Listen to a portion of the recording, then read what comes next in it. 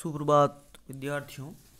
आज हम रामधारी सिंह दिनकर की कविता आपके पाठ्यक्रम में है गीत अगीत, उसका अध्ययन करेंगे।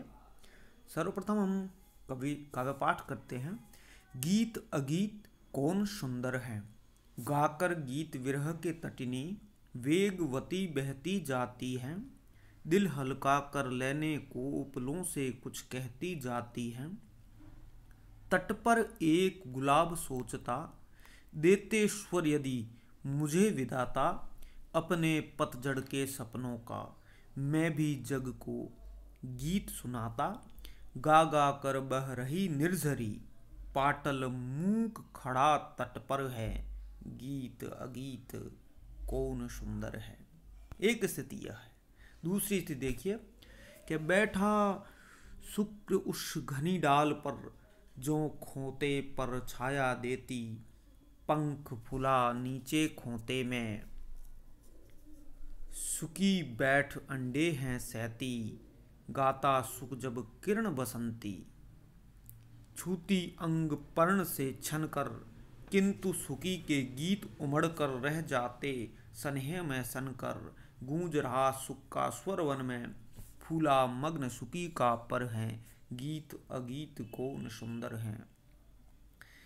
तीसरी स्थिति देखिए, दो प्रेमी हैं यहाँ, एक जब बड़े सांझ आल्हा गाता है, पहला स्वर उसकी राधा को घर से यहाँ खींच लाता है, चोरी चोरी खड़ी नीम की छाया में छिपकर सुनती है, हुई न क्यों मैं कड़ी गीत की विधना यूं मन में गुनती है, वह गाता पर किसी वेग से फूल रहा इसका अंतर है, गीत अगीत कौन सुंदर है।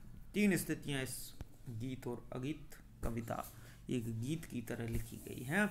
तो इसमें गीत अगीत कौन सुंदर है, एक नदी और गुलाब, दूसरा सुख सुखी तोता और उसकी प्रिया तोती, और तीसरा है आपके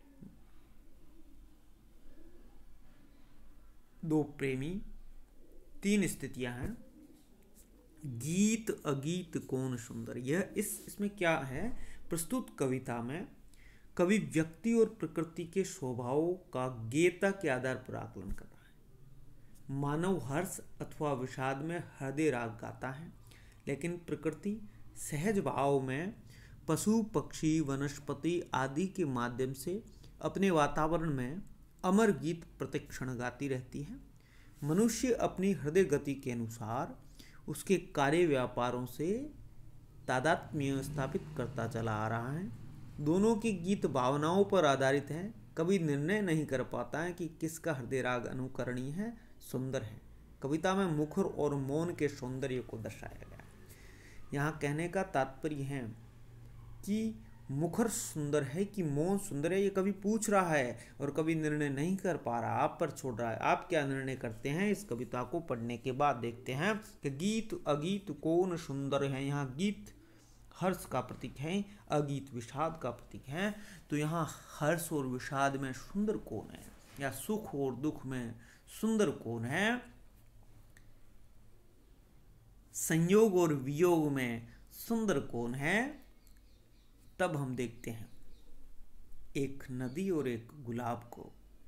वो कहता है कवि कि गाकर गीत विरह के तटिनी, तटिनी नदी है, वेगवती बहती जाती है, दिल हल्का कर लेने को उपलों से कुछ कहती जाती है। उपल यानी यहाँ पर पत्थर है, और उन पत्थरों से नदी अपनी बातें दिल हल्का कर लेने को कुछ कहती जाती है। और तट पर एक गुलाब खड़ा है कि तट पर एक गुलाब सोचता, देते स्वर यदि मुझे विधाता, अपने पतझड़ के सपनों का मैं भी जग को गीत सुनाता। अगर मेरे को गुलाब ईश्वर से प्रार्थना कर रहा है कि मुझे अगर ईश्वर नदी की तरह ही स्वर देते, तो मैं भी इसी तरह जग को अपने गीत सुनाता।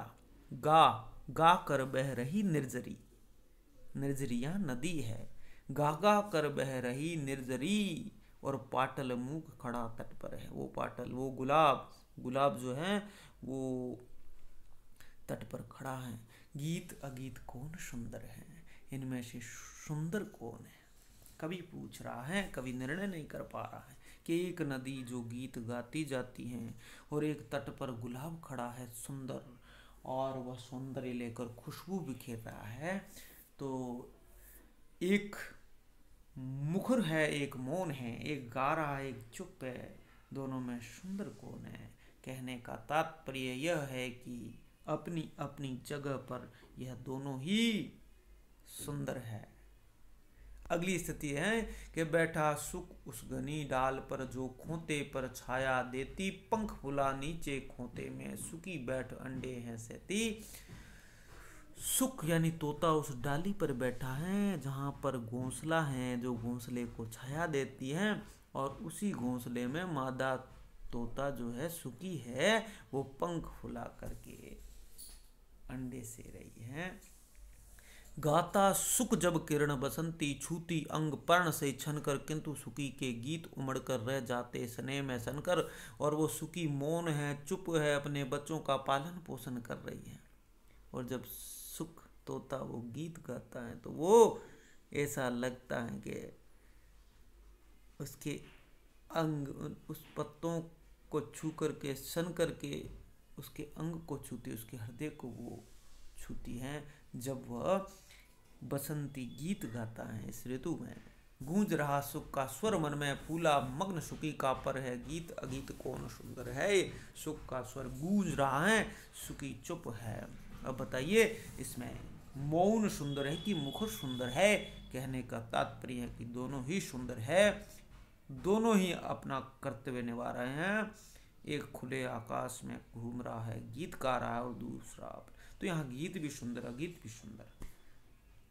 दो प्रेमी हैं यहाँ, एक जब बड़े सांझ आह्ला गाता है, पहला स्वर उसकी राधा को घर से यहाँ खींच लाता है। दो प्रेमी हैं जब एक आला गीत होता है जो पूर्वी उत्तर प्रदेश में गाया जाता है, और वह गाता है तो उसकी प्रेमिका जो है उसको वह गीत खींच के लाता है, उस राधा को खींच के लाता है, और वह चोरी चोरी खड़ी नीम की छाया में छिपकर सुनती है।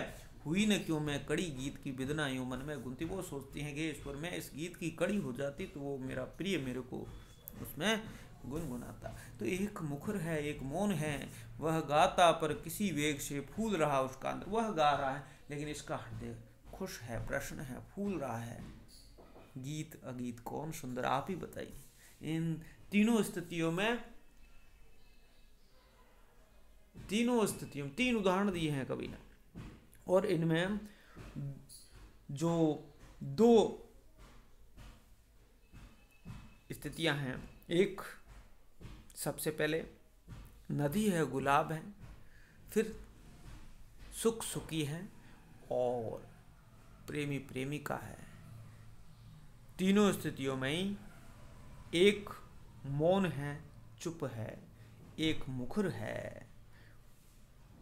उस मुखर को सुनकर मौन प्रश्न है, और उस मौन का वह मुखर ध्यान रख रहा है। इन सब स्थितियों में सुंदर कौन है? सभी सुंदर है। कहने का तात्पर्य यहाँ कवि का यह है।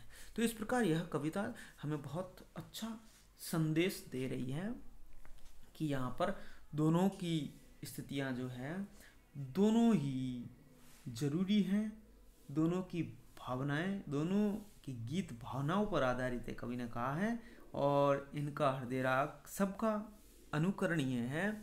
यहाँ भाषा जो है खड़ी बोली हिंदी का प्रयोग किया गया है रामधारी सिंह दिनकर ने, और गीत और अगीत के सौंदर्य का यहाँ चित्रण है।